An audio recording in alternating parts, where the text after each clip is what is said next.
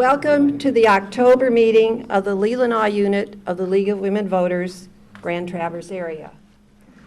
My name is Vina Meixel, and I am chair of the Leelanau Unit.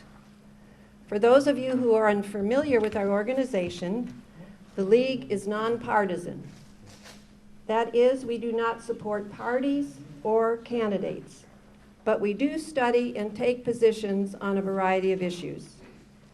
We promote and encourage informed participation in the political process. Women and men are eligible to join the League if they are 18 years of age or older and are American citizens. We do not require you to mark a box on our application. Today, we are educating ourselves about the issue of energy and why Proposal 3 should be passed. The League of Women Voters of Michigan supports the passage of this amendment. We are pleased that Karen Puschel is here to tape the presentation for replay on Up North TV later this month. Before I turn the microphone over to Ann McGinnis, chair of our Energy Issues Study Committee, I would like to talk to you about this election. As you may already know, absentee ballots are available in the clerk's offices. When you vote, be sure to turn your ballot over. There's a lot on the other side. On the back side are the nonpartisan candidates for the Michigan Supreme Court and many other races. I learned this morning that if you vote a straight party ticket, you may still cross over to select a specific candidate from another party. Also, it is important that you notice how many ovals you may mark. If you mark 3 and only 2 are required, that whole section will not be counted. You may have noticed behind me this vote411.org sign.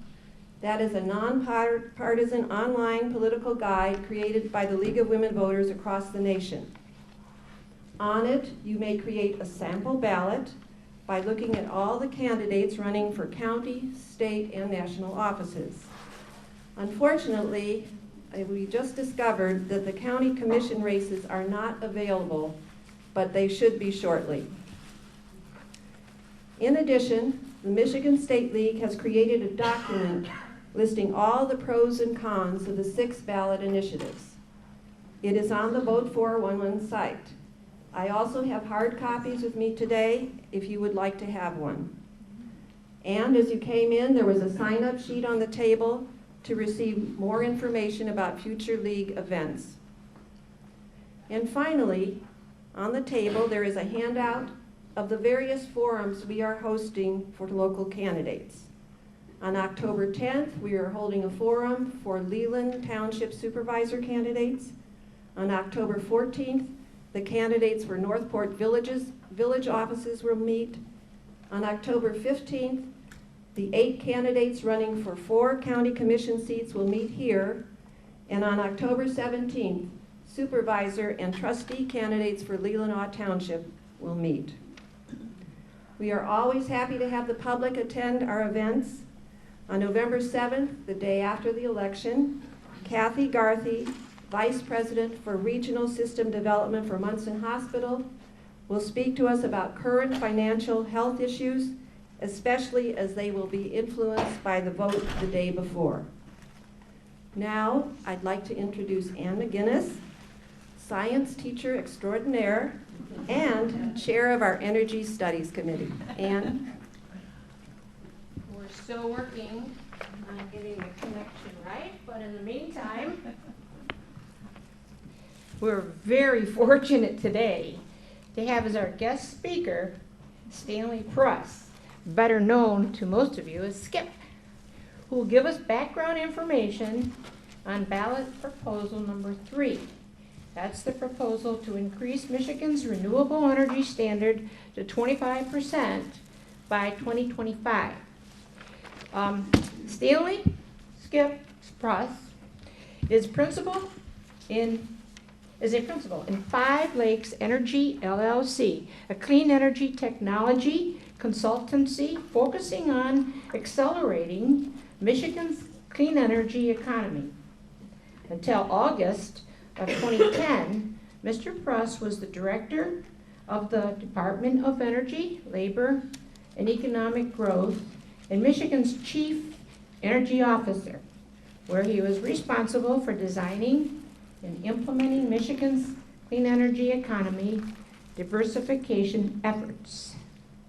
Mr. Pruss also served as chair of the Great Lakes Offshore Wind Council and Michigan Governor Jennifer Granholm's special advisor for renewable energy and the environment.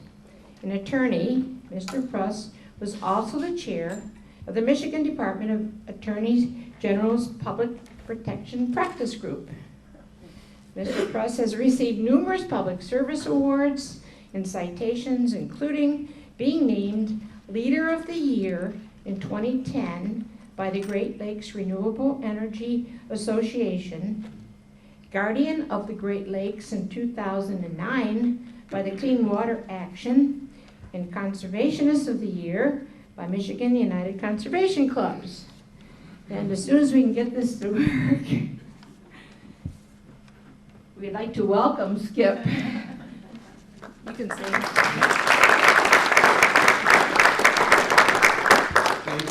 Thank you.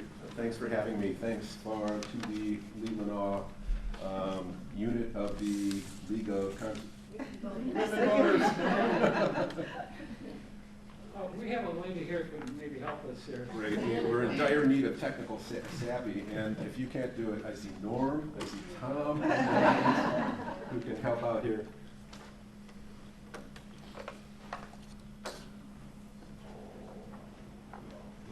So let me just start, because somehow we're going to have to pull this off without the PowerPoint if we can't get it to work.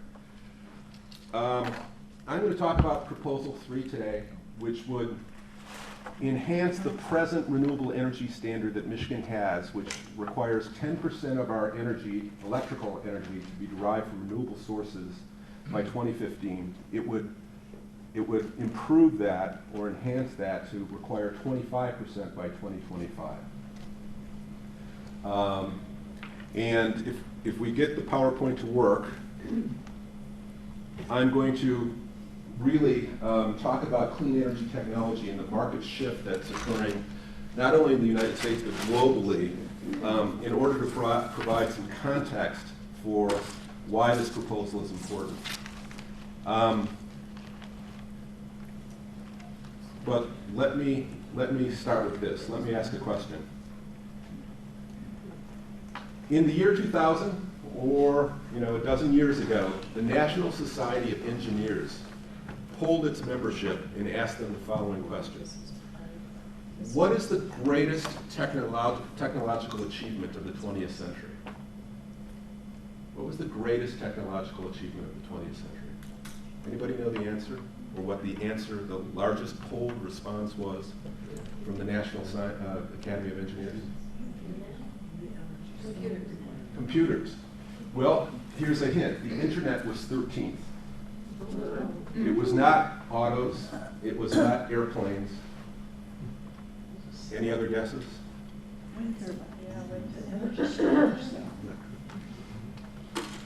Sir? Electricity?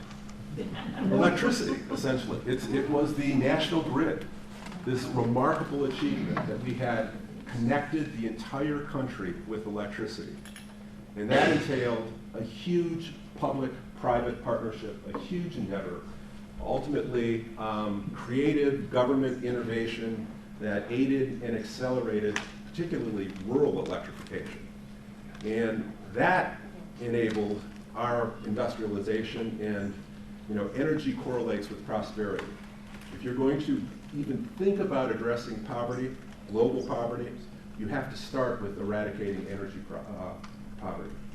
Energy represents 9% of the U.S. economy in terms of direct purchases and expenditures for energy, but it enables absolutely the other 91% of our economy. So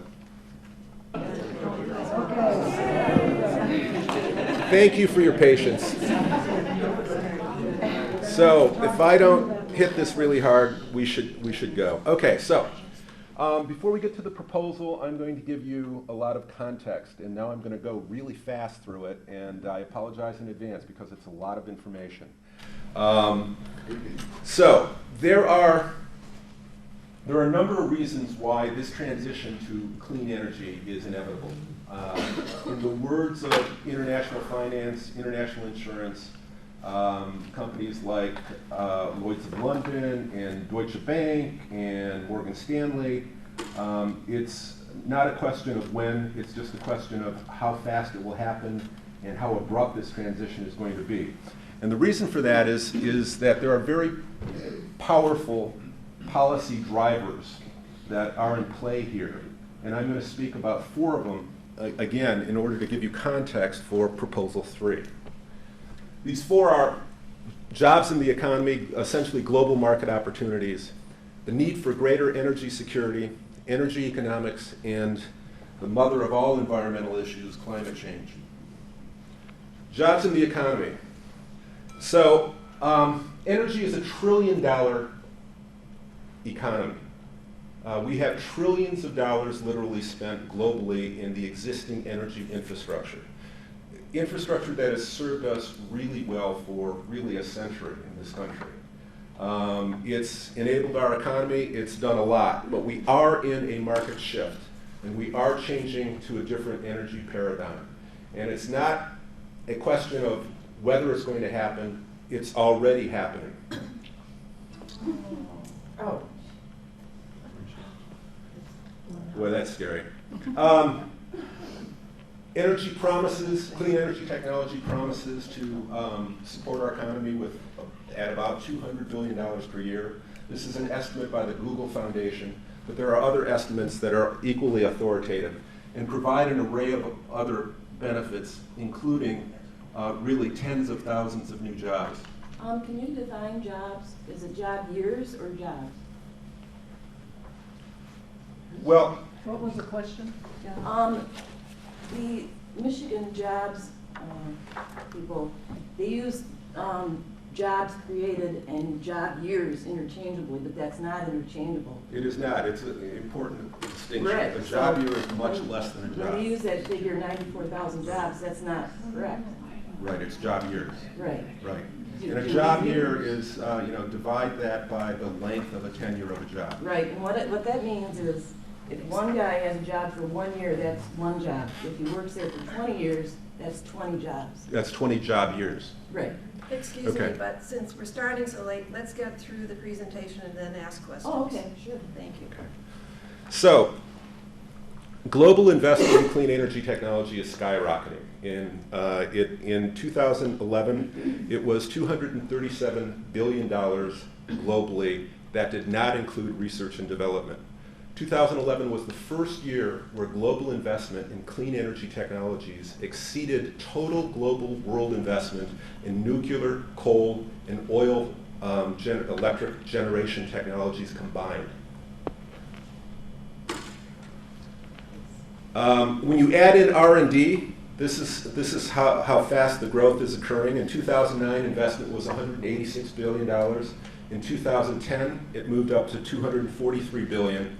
The estimates for the future, the low-end estimates for 2020 is about $430 billion annually. The high-end estimates by 2020 globally is $1.3 trillion a year.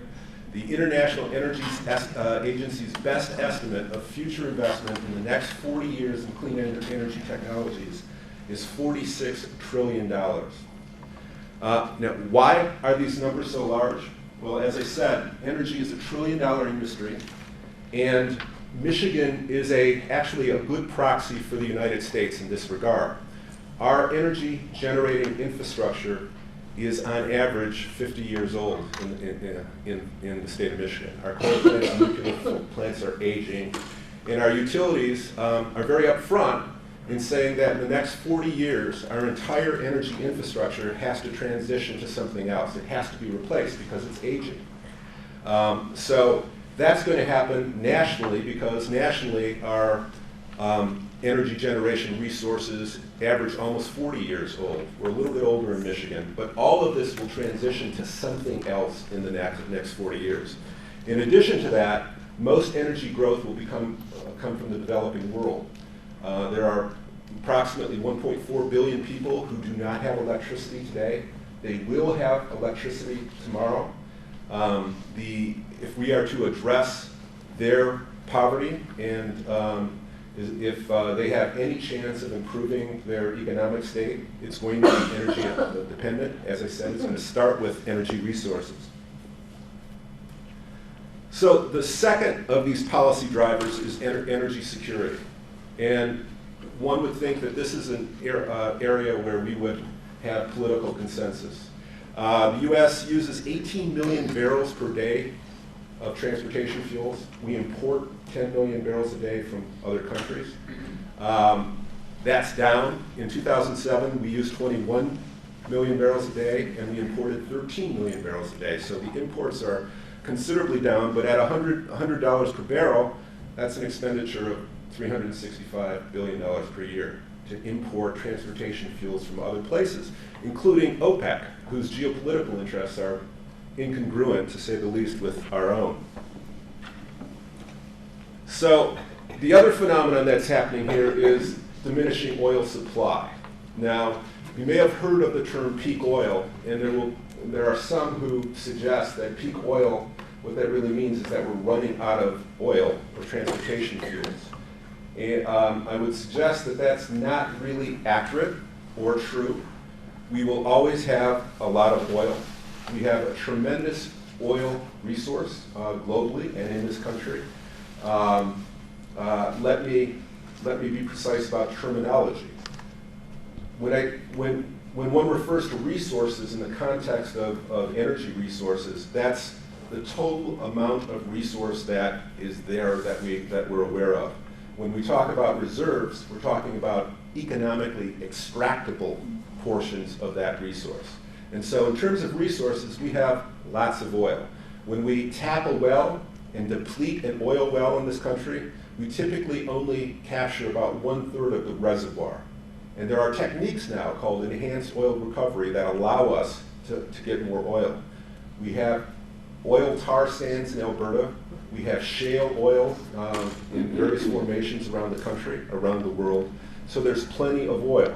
The problem is that extraction economical?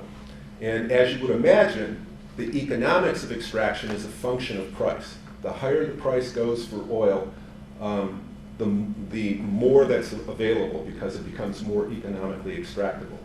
But if we begin to account for what are called, quote, negative externalities, or the health and environmental costs and other costs of fossil fuels, then they become very expensive and uneconomical. So, just a quick note here on transportation fuels. So when you go out today, and if you fill up, and if gas is $3.80 at the pump, that is not what you are paying as taxpayers in this country. You're paying something that approximates twice that. We spend a lot of money and in fact bear the entire burden of ensuring the logistical and defense of the oil transportation supply routes around the world. The mission of the Fifth Fleet, just go online, the stated mission of the Fifth Fleet is to protect the Strait of Hormuz and ensure the safe transportation and free transportation of oil. Only 14% of the oil that passes through the Strait of Hormuz goes to the United States. So in fact, not only are you paying for more for the price of transportation fuels, American taxpayers are in fact subsidizing the cost of transportation fuels for the entire world because we alone bear the burden of the economic cost of guarding and ensuring that those transportation routes are safe and available. Oil price volatility in the market accounts for additional costs, and those logistical costs aren't just confined to the Middle East. In Michigan, looking at Michigan in particular, we spend $36 billion a year on fossil fuels consumption. We import $24 billion a year of fossil fuels, 100% of our coal, 96% of our transportation fuels, 82% of our natural gas. If we were able, through deploying clean energy resources in the state, we can shave that. And to the extent that we shave it by 1% or 5% or 10%, absolutely within our capabilities, we have those dollars then circulating, multiplying, cascading in the Michigan economy, and we are not exporting dollars to import fossil fuels. Third factor pushing this clean energy technology agenda is energy economics. The sheer trajectory, cost trajectory of fossil fuels versus renewable energy. I'm going to go into some detail in this. But absolute empirical data, more every day, that show that the cost of fossil fuel generated energy is going up, and the cost of renewable energy technologies are going down. The cost of electricity in the state of Michigan between 2007 and 2012 has gone up 71%. Excuse me, the cost of coal and coal transport has gone up 71% in Michigan, and that's about 80% of the cost of electricity. And those costs are expected to go up in the future. Independent of renewable energy deployment, electricity cost in the state of Michigan, by the estimate of the utilities in this state, in their filings with the Michigan Public Service Commission, indicate that the cost of electricity is generally, they expect it to go up about 4% per year. As I said, cost of extraction and transportation, I touched upon that, diminishing supply, carbon regulation. Whether we have cap and trade in the future or a carbon tax, maybe we have it, maybe we don't, but we are already having enhanced carbon regulation. I should clarify that, because the carbon regulations, the new environmental controls that are going to be required on coal plants, most of the fleet in the United States, the coal fleet in the United States, are already so equipped, but not so much in Michigan. But those regulations have been in process for, most of them, for 20 years. The only new regulation affecting coal generation is the greenhouse gas emission standard, but the rest of the regulations have been in process for about 20 years. And then there's increasing demand. China and India both build more automobiles than the United States now, and like I said before, 80% of future energy demand will come from the developing world. So, as we replace this energy infrastructure between now and 2050, what do we want to do? We, of course, want the most economically efficient technology. That's what we want to deploy. And when we talk about economic efficiency, we're talking, generally speaking, about two things. We're talking about lowest price and lowest future risk associated with that technology. Okay, by those two metrics, renewable energy, particularly wind today, quickly in the future, solar energy, are the most economically efficient way to go.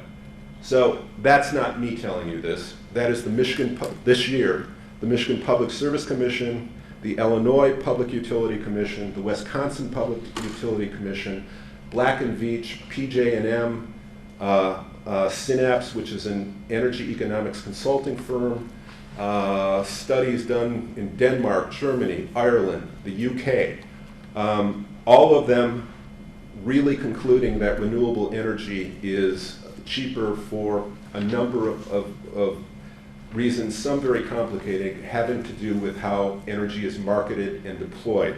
But let me just say this in the interest of time. The Michigan Public Service Commission, under our present renewable energy standard, is required by law to compare the cost of renewable energy projects against the modeled cost of energy derived from a new coal plant. They have to do that annually, and since 2008, they've issued 2 reports in February of the last 2 years. Okay, the actual cost of renewable energy projects against the modeled cost of coal. The modeled cost of coal against, as calculated by our Michigan Public Service Commission staff, is $133 per megawatt hour. Megawatt is 1,000,000 watts. Okay, $133 a megawatt hour. The actual contracts, the most recent contracts for wind energy in the state, have been $61 and $64 a megawatt hour, less than half. And the price is going down. So this slide depicts how quickly, how volatile this energy landscape is and how quickly it's changing. The Energy Information Agency, which is that agency within the United States that compiles all energy information, every year issues a report called an Annual Energy Outlook, okay, which is a 25-year look forward on everything to do with energy. In its 2007 report here, the Department of Energy, Energy Information Agency, forecasts that in the next 25 years, the U.S. would need 145 megawatts of new coal generation, and we would actually build that. That was their forecast. That's 240, roughly, large new coal generation plants. 5 years later, looking on 2012, looking out to 2035 or 2030, the Energy Information Agency now forecasts 0. In this country, there is no longer forecasted any new groundbreakings for coal generation at all. Why? It simply can't be financed anymore, and it's not economical. As Deutsche Bank said, coal is a dead man walking. Since April 2012 of this year, Bank of America, Wells Fargo, Goldman Sachs have announced $120 billion of new investment in clean energy technologies. Point is, international finance is shifting the paradigm to investment in clean energy technologies and abandoning fossil fuel generation. So this is a slide that was depicting historical subsidies. This is very difficult, but rather than you being able to see these data, the historical subsidies for oil and gas, for nuclear, over the last 90 years, the subsidies for oil and gas and coal have been about $5 billion a year, annualized in 2010 dollars. For nuclear, it's been about $3.5 billion per year. For biofuels, over the course of the last 30 years, since 1980, it's been about $1 billion a year.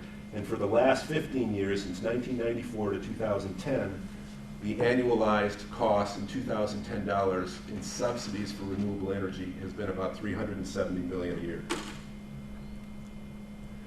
All right, so those are direct subsidies. Those are actual tax incentives or cash incentives that are given to producers of energy. I also mentioned before, negative externalities. Those are the health and environmental impacts of fossil fuel combustion. And this is just, there are many studies, but the most recent, perhaps one of the most authoritative, is by Paul Epstein and about 12 other scientists from the Harvard Center for Health and the Global Environment. And what they tried to do was monetize the health and environmental impacts of coal generation in the United States. And long story short, they found that if you were to actually monetize all those effects in terms of land disturbance, methane emissions from mines, local health burdens and fatalities, air pollution, greenhouse gas emissions, black carbon, yada yada, the actual cost we would have to add to energy, you pay about 11 cents a kilowatt for electricity, you would have to add 9 to 26 cents per kilowatt hour if we were going to fully account for the health and environmental impacts of fossil fuels. Okay, last of the four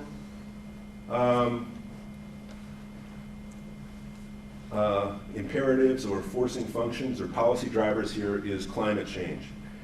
And this is going to be difficult without the PowerPoint, but let me just say a few things about this.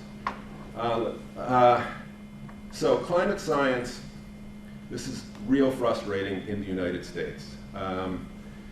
Climate science is really the largest, certainly the most costly, the most international, the most interdisciplinary, the most thorough scientific inquiry the world has ever undertaken, without question. We have 24 modeling centers in universities and institutes around the world that employ the most powerful computers using the latest software that use data that is continually enhanced by new data that is gathered. And these modeling centers, for a number of years, always refining their work product, have really come to the same conclusions. And that is that the atmosphere is warming. The science of greenhouse gases is very solid. I mean, the atmosphere is fully transparent to incoming radiation. It is not fully transparent to outgoing radiation. Infrared heat radiation is retarded by CO2. And we've known that since 1850. A scientist named John Tyndall in the UK first documented the greenhouse gas effect. So the science is extremely solid. The effects now and the modeling efforts, as I said before, are enhanced by literally billions of data points from atmospheric, oceanic, and land measurements that are showing that surface and tropospheric temperatures are rising, atmospheric water vapor is increasing, ocean heat content is increasing, all of these signs. The consensus, as I said, the National Academy of Sciences, out of frustration in 2010, because our media in the United States, in the interest of being fair and assuring fairness on the issue of climate change, often goes to, when they report about climate change, they then go to someone who disputes climate science. And in that putative objectivity, in telling both sides of the story, I would submit to you that truth and accuracy is undermined, because sometimes there aren't two sides to the story. And the consensus on climate science is as thorough as the consensus on gravity or electromagnetism. So it is there and demonstrable. You would think that we would listen to the Department of Defense as a credible and authoritative source. For a decade, under Republican and Democratic administrations, the Department of Defense has been issuing reports. They have a general and an admiral whose full-time job, they were in Michigan about 5 weeks ago in Muskegon, is to go around the country and talk about climate change. Because from the perspective of the Department of Defense, there has never been a geopolitical or defense threat the equal of climate change, because it is a multiple theater threat. What does that mean? The disruptive effects of climate change on economies and on nations are such that that threat can be compounded and arise in large geographical areas affecting a lot of countries at once. And that's essentially an unprecedented situation. That is why our Department of Defense has committed to derive 50% of its primary energy needs from renewable energy sources by 2030. So climate change causes a broad array of systemic effects that have profound economic and environmental consequences. I don't know if you can see this, but this is how fast the climate is changing around us. By 2030, Michigan will have essentially the climate of Illinois. And so that's what the models are showing. And so, here's just one aspect of that. We have ecological systems in place that evolved over hundreds, if not thousands of years. When we increase temperature this quickly, we are really going to be testing the resiliency of biological relationships. Not to mention things like West Nile virus or allergenic pollens or different results, many of which that we can't even conceive of. Just a word about storm events. Up until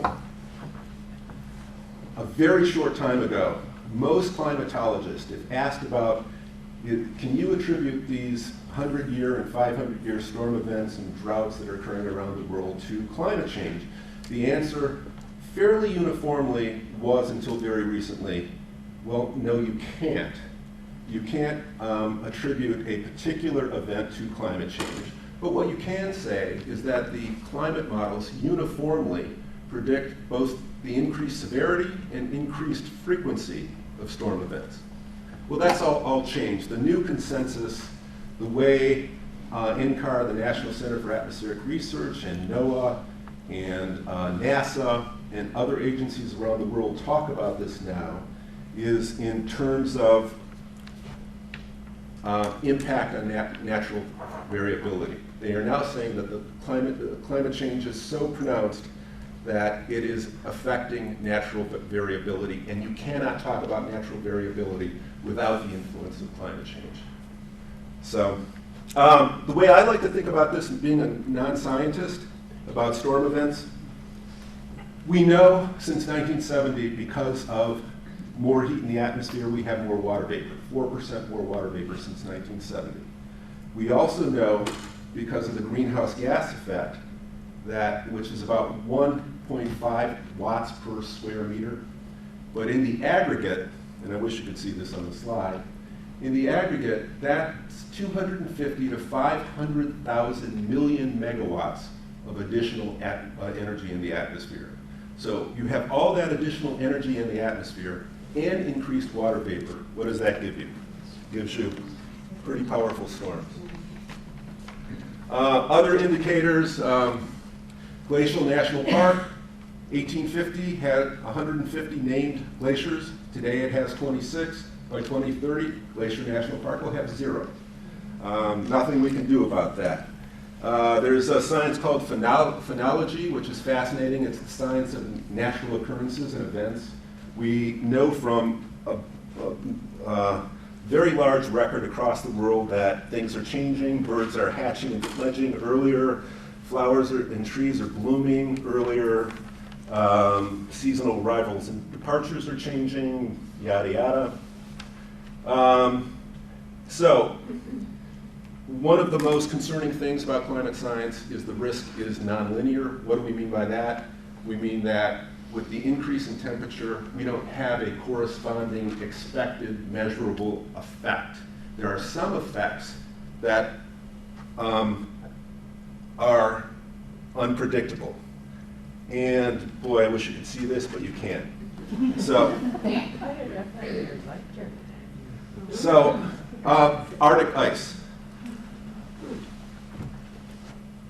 For the last 20 years, for the 20-year record, okay, my slide depicts 2 standard deviations. You would think that the summer ice melt would be within these 2 standard deviations. Well, this year, long story short, 2007 set the record in terms of Arctic ice area minimum. 2012, with fairly normal weather, that record was just shattered. And where 5 years ago, climate scientists and the models were predicting that the Arctic might be ice-free by 2070, the models are now showing that the Arctic will be ice-free sometime between 2016 and 2030. So this graph, if you can see it, depicts from 1979 ice volume measured in cubic kilometers, and that has fallen off the charts. Perennial ice is, we've lost perennial ice, that is multi-year ice. The Arctic refreezes every year, but it's the multi-year ice that gives the Arctic its stability. Perennial ice loss has been essentially catastrophic. So last slide, I think, on climate change, and that's localizing this. If this is a graph of Grand Traverse Bay, and it plots the ice on Grand Traverse Bay and the ice around the Lee Peninsula, bringing this home, okay? In the entire instrument record, in the entire temperature record that we have, Grand Traverse Bay froze on average more than 8 times per decade. Okay, Grand Traverse Bay has only frozen twice in the last 16 years, in 2003 and 2009. And I'm sure most of the people in this room know that that is our agricultural thermostat, right? The ice on the lakes lowers the ambient temperature in the spring, so the flowering of fruit trees is delayed, so that the trees are less susceptible to late frosts. Well, we don't have that anymore, and that's impacting agriculture in our county. The other impact that I would just mention is that more than half, significantly more than half of the human mercury that is added to the Great Lakes comes from coal plant generation. And mercury, by bacterial action, turns into methylmercury, which is a potent neurotoxin, which bioaccumulates in fish. And so for decades in Michigan and in other Great Lakes states, we have fish advisories that limit the amount of fish that pregnant women and children are supposed to take, or supposed to eat. Now, we've lived with that for so long that we accept it, but we shouldn't accept it. We're surrounded by the most globally unique freshwater resource on the planet. It exists nowhere else, and we should be good stewards of that. And now, since we have the technology and knowledge to be better stewards, I would submit to you that we ought to do that. Aside from the health consequence of methylmercury, there's also an economic consequence that people generally don't realize. We would have a more robust recreational and commercial fishery if we didn't have fish advisories. And there are models, economic models, that could measure that benefit, and I can't tell you precisely, but it's probably in the billions of dollars annually. Okay, so that's it, and I'm getting to the ballot initiative now. But those 4 points, all right, the global market opportunity. And let me say this, in terms of clean energy technology, no one does this better than Michigan or the Great Lakes region. We know advanced manufacturing. We are superior in engineering. We graduate more engineers per capita than any other state in the union. We have amazing collaborations that are developing new materials and new applications for those materials. When it comes to wind turbines, who better builds transmissions, gearboxes? Who better rolls steel than Michigan, the Great Lakes states with our automobile legacies? So this is a sweet spot for us. And this in terms of market opportunity, it is so large that we will benefit no matter what we do in terms of policy. But with our strengths in advanced manufacturing and engineering, material science, our research universities, our community college systems, if we don't optimize this opportunity and get our fair share, shame on us. So, market opportunities, the need for greater energy security, the sheer power of energy economics and how rapidly that's shifting, and climate change, the mother of all environmental issues, are pushing us to this clean energy future. And so, proposal 3, and this is completely useless for me to do this. All right, so 2008, I negotiated on behalf of the administration to get the 10 by 2015, and we were mighty proud of that achievement. We had a renewable energy standard in Michigan. And I can tell you, at being in those negotiations for almost 2 years, that our utilities were skeptical. They thought that 10% was a very ambitious target, 7% was more realistic, 10% might be unachievable. If it was achievable, it would come at tremendous cost. Okay? What have we seen? We have seen we're on track, absolutely on track on reaching the 10 by 2015, and it has come in vastly more economically than anyone anticipated. We have a cost cap in place under the law where residential ratepayers cannot be charged more than $3 a month for the existing clean energy bill. Well, Consumers Energy said, we need $2.50 a month out of the gate, Michigan Public Service Commission. You need to authorize that because this is going to be expensive. Well, what happened? It turned out not to be expensive. It was lowered to 65 cents. It was lowered to 52 cents. There's a good argument that it should be 0 today because we have to replace our fleet incrementally, and renewable energy technologies are coming in so inexpensively.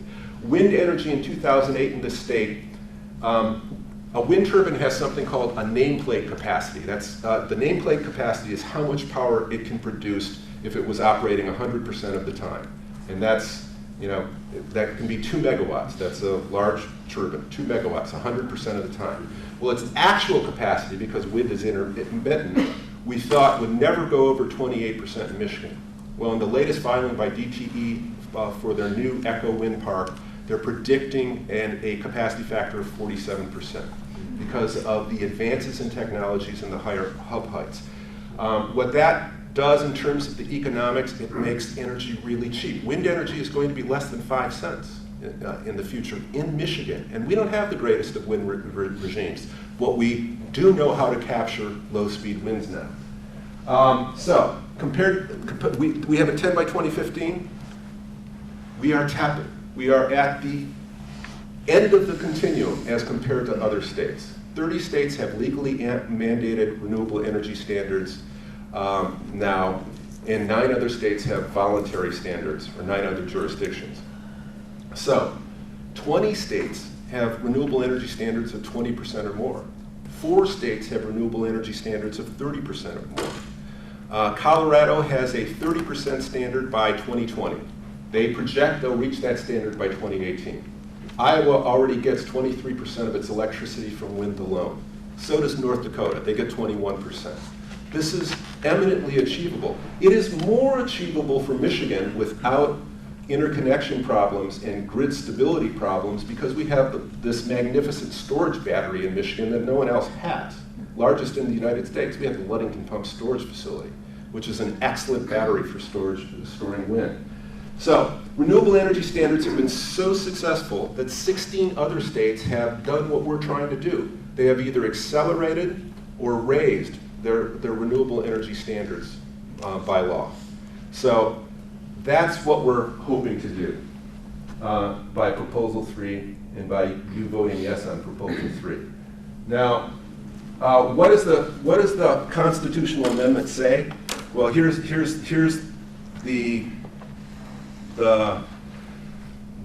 major part of it, okay? The first part, there's 6 short paragraphs. The first paragraph says, it's the policy of Michigan to promote and encourage the use of clean, renewable electric energy resources. Clean, renewable electric energy sources which naturally replenish over a human rather than geological time frame are wind, solar, biomass, and hydropower. Next paragraph, beginning no later than 2025, at least 25% of each electric provider's annual retail electricity sales in Michigan shall be derived from the generation or purchase of electricity produced from renewable sources. And then the third substantive paragraph of this amendment is a cost cap, all right, which states that building out this renewable energy resource cannot cost more than 1% more in any year than the business as usual case, meaning 1% more than in proceeding as if we didn't do this at all. And if that 1% cap is reached, the program is paused until the economics come into alignment once again. Now, why did we put the 1% cost cap in there? Because the focus group work that we did indicated that voters would be even more inclined to support the initiative if we put in a cost cap. But our economic analysis, which I wish I could show you, and again, I apologize for this. Our economics analysis, which we took to the utilities, which we took to the staff of the Public Service Commission, which we took to experts because we needed to know that it was solid. If it was incorrect, we had to test it, and we had to know how it was incorrect. Didn't find any flaws, significant flaws in the analysis at all. Our analysis shows that we will never reach the 1% cost cap. And in future years of implementation of the standard, all ratepayer classes, industrial, commercial, and residential ratepayers will actually pay less for energy as compared to if we don't do this at all, which is consistent with the economic analyses, as I said, that have been done by Black & Veatch and Gratiot Group and Charles Rivers Associates and Synapse and state public service commissions around the country. So, last issue. Well, second last issue. Constitutional amendment. Why a constitutional amendment? All right. First of all, the Michigan Constitution is not really like the federal Constitution. Our founders intended, I would argue, to make it easier to amend than the federal Constitution. All right? There's two ways in our Constitution to amend it. One is by 2/3 vote of both the House and the Senate of the legislature, or by citizen initiative, which is a simple majority. And that's what our Constitution provides. All right? Should we put energy in the Michigan Constitution? Well, Article 4, Section 50 already has energy in it, and it speaks to the need to support nuclear energy and future forms of energy developed in the future. We're suggesting that it's time for greater specificity in that regard and locking in the standard. Why do we need to lock in the standard? Because our legislature is not, at least in the near term, likely to do this, and we are not competitive, and we are not capturing the economic opportunities and other benefits that clean energy technology can provide if we don't have a higher standard. We want to send the clearest possible long-term sustained market signal to entrepreneurs, innovators, companies to come to Michigan because we have policy that's embedded, hardwired, and solid. So that's what we'd like to do. And as I said, we can't depend on the legislature to do it. The legislator from our district here has introduced House Bill 5447, which would repeal the present standard. So that's where we are. Okay, one last word. Just bringing this home to reality. The country of Germany is a country that is very much like the state of Michigan. It is a manufacturing country. Its manufacturing base is the automobile. It is the home of Volkswagen, Porsche, Mercedes-Benz, Audi, BMW. Those are all German companies. It's the largest component of their industrial base, soon to be overtaken by renewable energy. Germany now derives more than 20% of its energy from renewable energy. It has an 80% goal. It expects to be by 35% renewables by 2020. In May of 2012, Germany met its 50% of its peak demand on a day in May by solar energy alone. Germany, which has 1/7 of the US population, has 6 times as much solar deployed as the United States, and it's 400 miles farther north than the state of Michigan. It has a skilled labor force, like the state of Michigan, but it's made this commitment, and it is the strongest economy in Europe. I'm not saying that that's a direct correlation, but it's a fact that it's the strongest economy in Europe, and it's also a fact that it's been the most aggressive on renewable energy policy. So, Germany has created 377,000 jobs in the renewable energy sector. It's continuing its investment, and Germany has concluded in a number of written analyses that renewable energy is actually lowering electricity rates for Germans. And if I had more time, or if you're interested after this talk, I can tell you why that's the case. It has to do with the complexity of markets and how they work, wholesale energy markets. But with that, I'm done and ready to take any of your questions. Bill.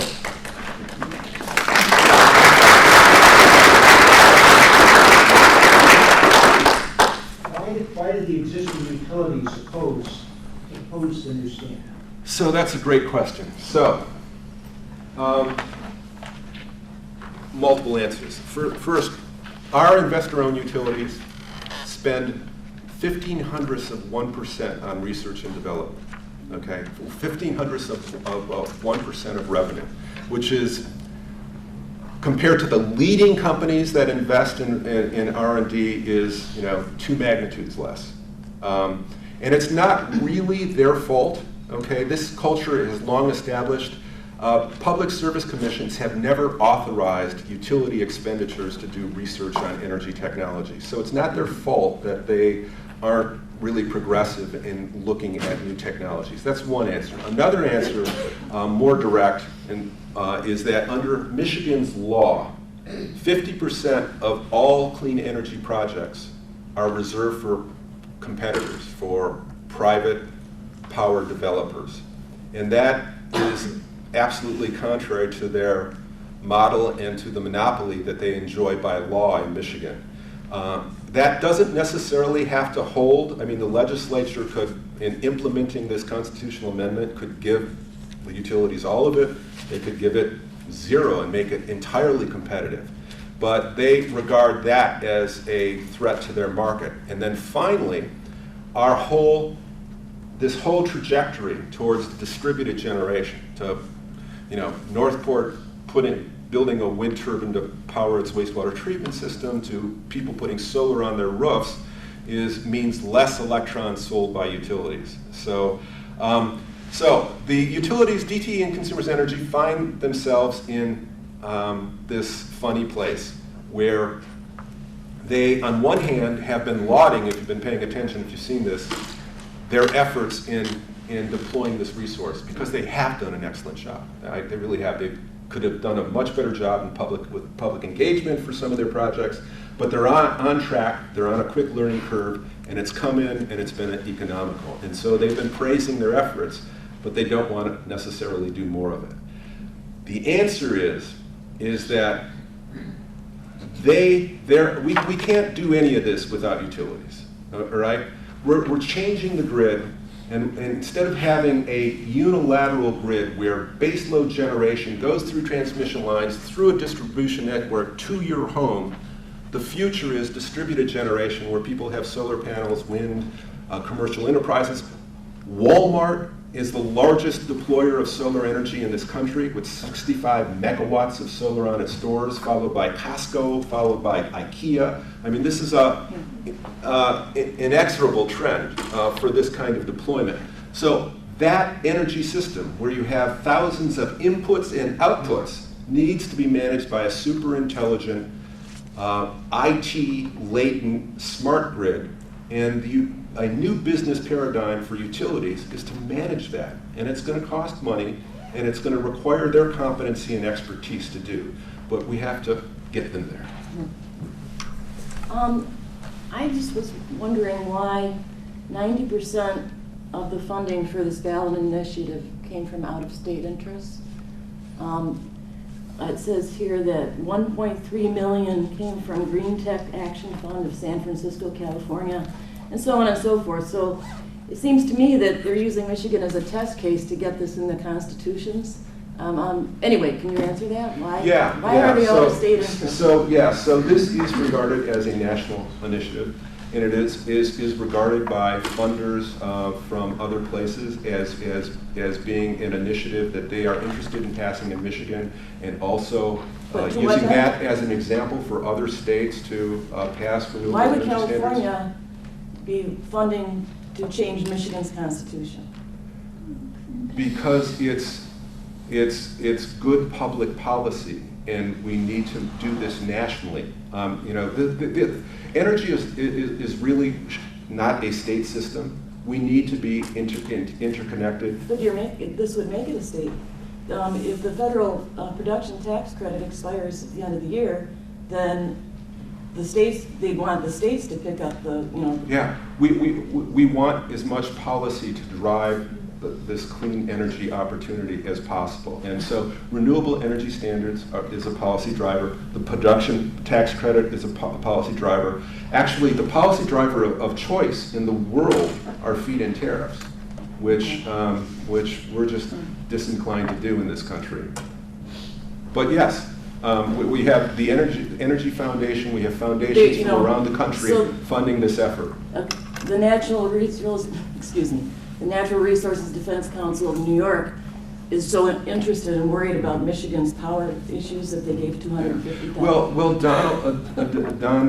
Donald Koch and Charles Koch are also supporting the anti-wind measures, and also Americans for Prosperity, which are sponsoring or say they would like to sponsor repeals of RPSs all over the country. So you're right, there is non-Michigan money that is funding this effort, but there is also a lot of non-Michigan money that are funding efforts in opposition to this as well. Yes? I would like you to maybe talk a little bit more about why biomass is added to this. I've had quite a few people come to me personally and ask about this, because it's an uncomfortable issue for this area. Would you repeat that? Okay, the question is, can I talk a little bit more about biomass? Why is biomass in this configuration? All right, well, this is sort of a tough question for me, just being real candid and upfront. Biomass is regarded as being a renewable energy resource and is defined by law and would be defined constitutionally as a renewable resource, because if we grow biomass, whether it's switchgrass or various kinds of perennials or detritus from forestry operations or wood grown in plantations special for this, the consideration is that it regrows its renewable resources. There's an argument that it's carbon neutral. There's an argument that it's not carbon neutral as well. And that is why it's considered a renewable energy resource. And that is why it's part of the mix. Would it be, because it seems like the initiative is mostly talking about wind and solar, because of it seems it's more economical. Is biomass added there, but as someone who is focused on economic trends on clean energy technologies, it suggests to me that biomass is going to be increasingly comparatively less economical than the cost reductions that we're seeing in solar and wind. There was a proposed biomass plant in Mansalona that was going to be, I believe, 32 megawatts, and the economics of that ultimately turned out not to be too favorable. I don't see any evidence of cost reductions with respect to biomass combustion technology occurring. And in terms of biomass conversion to fuels, which is not concerned by this constitutional amendment, okay? Efforts to produce cellulosic fuels, cellulosic-based fuels, we haven't been able as a country to commercialize that chemistry, that science. I would like to initiate a discussion on the effect that this mandate would have on personal property rights. As you know, the Department of Energy's Renewable Energy Lab came out with a study and basically said that wind turbine energy in the state of Michigan is weak at best to moderate because of the fact of its location. And they said that you can only find about 25% of the state's topography is suitable for wind turbines. And that topography is along the perimeters of the state, Lower Peninsula and the Upper Peninsula on the shoreline. If you look at their maps, the highest wind potential is the shorelines of the state of Michigan. Now, we know that whenever this present renewable mandate was passed, there was a bill that was introduced by Howard Walker, 4254, that never got off the ground. And what that bill did is it disenfranchised the townships and the cities from their zoning rights to determine what types of turbines, what type of land use, what type of property would go into their townships, and excluded 90% of the land in those townships from zoning control whenever a wind turbine manufacturer wanted to establish a wind farm in that township. So if you have a constitutional mandate, and being a lawyer, and I'm a lawyer, you know this is going to take precedence over any zoning legislation that's presently on the books. If you have to get 25%, something's got to give. And that means the shorelines along the state of Michigan are going to be the main target areas for wind turbines. And if you're a property owner and you don't want to participate, what's the state's remedy? Comply with the constitutional mandate. Eminent domain. So, private property rights are at risk here. It's not a hypothetical situation because legislation was already introduced under the current renewable energy mandate in order to disenfranchise townships of their zoning ordinances up to 90% of their land. So the question is, if you have lakefront property or if you're interested in lakefront property as an individual, and the state says, we're gonna come in and build this wind farm, the energy companies who must comply with this have the economic power and resources to challenge and go forward with eminent domain. And the state would be compelled to follow through with that because of a constitutional mandate. In addition, we, the taxpayers who fund the state, are going to fund the state expenses on eminent domain proceedings. And one last point, we know in this county, there's some prime property, lakefront property, that wants to be protected by the conservancies. Well, if you look at the legislation, conservancy land is also subject to eminent domain proceedings. So the question is, given all the economic benefits that you've alleged, given all the trends and the theory about global warming, private property rights in Michigan for the net return on investment is minimal and high at risk. Okay. Sorry for the long dissertation, but it was a lot of No, that was very articulate and compelling. Let me respond. So the NREL information that you have is, I would just suggest to you, needs to be updated. And this is a very dynamic, quickly moving scenario. Our wind maps in Michigan until 2009 were at 50 and 60 meters. They were based upon instrumentation that were deployed largely at airports. We didn't have a lot of information about the Michigan wind regimen at higher heights.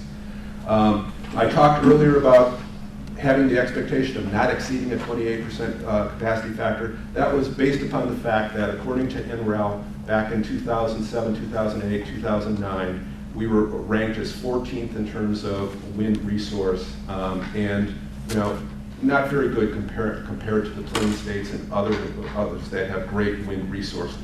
What we have found is that at higher heights, and in particular with the improved technology, the wider blades, that we are now reaching capacity factors that have changed the economics dramatically. And so what has happened? Where are the wind farms, the projects deployed in Michigan today?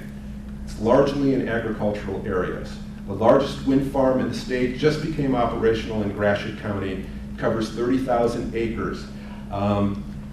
You are correct. There will be project developers that will want to take advantage of the coastal wind regimen because it's even better than it is in the interior of the state.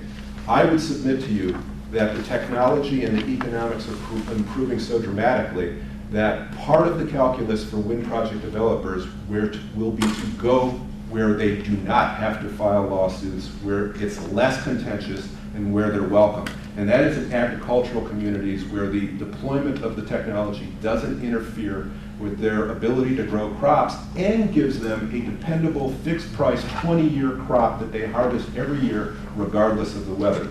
So the objective here is, one, to have this focus wind projects and wind projects, because that's what we're really talking about, on agricultural land, and to move them in those directions. And two, and I can't stress the importance on this because you are correct, if this passes, it will increase the density of wind projects within the state. It will. And that will speak to the need of doing public engagement correctly. The Gratiot wind farm, the developer of that wind farm, Rich Vanderveen, won a national award. Actually, he's won several awards, a couple of national awards, for the public engagement policies that he utilized. He had the unanimous support of the Gratiot County Commission. He had the unanimous support of all 3 townships where the project is deployed. And the reason he had unanimous support is that he spent 2 years talking to the people. If you ask Rich, how'd you do this, Rich? How'd you pull this off? How do you have so much public support? He will say, about 50 cups of coffee per megawatt.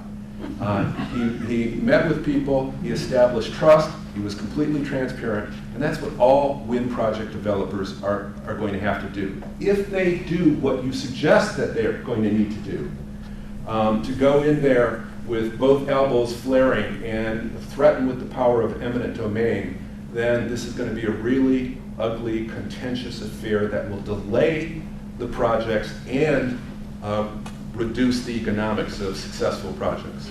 I just want to tell you Wait, that somebody else could ask a question, please, before you. I lived in Joyfield, and Duke Energy. Ma'am, we're gonna Yeah, have somebody else speak. should have a chance. Moderator. There's somebody back there. Would you speak to the global competition with U.S. production of alternate energy components? That's a great question. So, it's part of why advocates like myself are so passionate about this. All right, we are competing against European countries. We're competing against China and India, who some of which who don't have different forms of government who enable government to really set concrete policy and establish goals. And the Chinese, for instance, no question about it, are implementing economic policies and clean energy technology policies with the stated transparent objective of dominating world markets, because they see where this is headed. They see $46 trillion of investment globally, and they want to capture it. Now, where the United States leads is in innovation, in invention, in ingenuity, in commercializing science and new technologies. And that superior, those superior strengths need to be supported by good government policy in order for us to capture our share of this. Let me use your question as an opportunity to underscore this point again, because it's really, really important. We have amazing, part of the reason the economics have improved here, sir, for instance, we have companies in Michigan who are not taking out 2 or 3% of the cost of production in parts of wind turbine technology. We have companies in Michigan that are taking 20 and 30% out of segments of the production of wind turbine components at a time. We have a company that has advanced tooling machinery that can mill a wind turbine hub where blades attach to the hub in 4 hours. Best practice in the world until it was done in Michigan in 4 hours was 26 hours, increasing the throughput of production by 800%. We have new blade technologies that are coming to fore from collaborations between Dow Chemical and Ford and General Electric and a new company in Michigan called Astreas that are building carbon fiber blades and spar caps, the frameworks for blades, where the Chinese are building blades and are hand laying up fiberglass over balsa wood. Okay, we have a machine in Port Huron that can produce a 100-meter blade within 2 microns of tolerance from tip to the shoulder of the blade. Perfectly balanced in terms of weight and perfectly precise. Less wear on transmissions and drivetrains. So I'm on my soapbox now, but we need to support those entrepreneurs who are improving this technology, improving the economics, giving us the health and environmental benefits of these technologies, and we need to support it with policy. One more question. Yeah, we seem to be kind of fixated on wind, and you didn't mention solar at all. I'm involved in both types of projects. I'm pretty sure that the economics of solar have crossed over the economics of wind for last year. So I just, on Tuesday night, Monday night, I keynoted the solar conference in Traverse City. Were you there? Yeah. Okay, yeah. And so I'm right with you. It's just we only have an hour. Well, what I think is going to happen is when they look at the economics of how they do renewable energy, it's not going to be wind. Well, in terms of trend, long-term trend, absolutely. Renewable energy systems will be dominated by solar technology within 20 years.